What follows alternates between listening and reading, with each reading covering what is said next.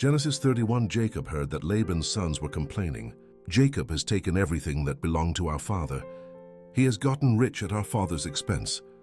When Jacob saw the look on Laban's face, he could tell his attitude toward him had changed. The Lord said to Jacob, "Return to the land of your fathers and to your relatives. I will be with you." So Jacob sent a message for Rachel and Leah to come to the field where his flocks were.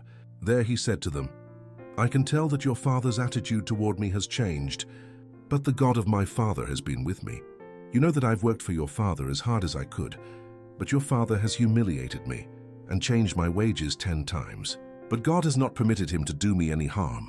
If he said, 'The speckled animals will be your wage,' then the entire flock gave birth to speckled offspring. But if he said, 'The streaked animals will be your wage,' then the entire flock gave birth to streaked offspring. In this way, God has snatched away your father's livestock and given them to me.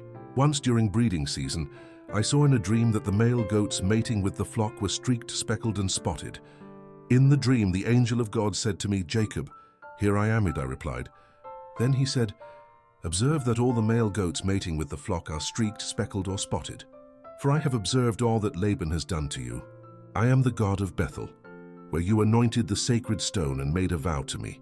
Now leave this land immediately and return to your native land.' Then Rachel and Leah replied to him, 'Do we still have any portion or inheritance in our father's house? Hasn't he treated us like foreigners? He not only sold us, but completely wasted the money paid for us. Surely all the wealth that God snatched away from our father belongs to us and to our children. So now do everything God has told you.'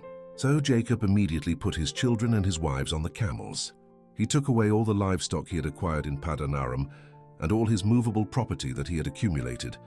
Then he set out toward the land of Canaan to return to his father Isaac. While Laban had gone to shear his sheep, Rachel stole the household idols that belonged to her father. Jacob also deceived Laban the Aramean by not telling him that he was leaving. He left with all he owned.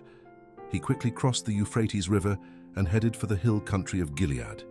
3 days later, Laban discovered Jacob had left.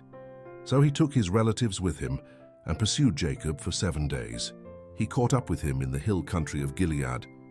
But God came to Laban the Aramean in a dream at night and warned him, "Be careful that you neither bless nor curse Jacob."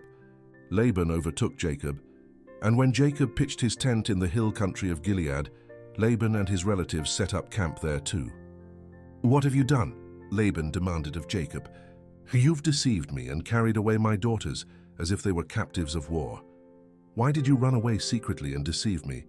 Why didn't you tell me so I could send you off with a celebration complete with singing, tambourines, and harps? You didn't even allow me to kiss my daughters and my grandchildren goodbye. You have acted foolishly. I have the power to do you harm.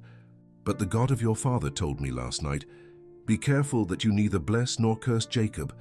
Now I understand that you have gone away because you longed desperately for your father's house. Yet why did you steal my gods?"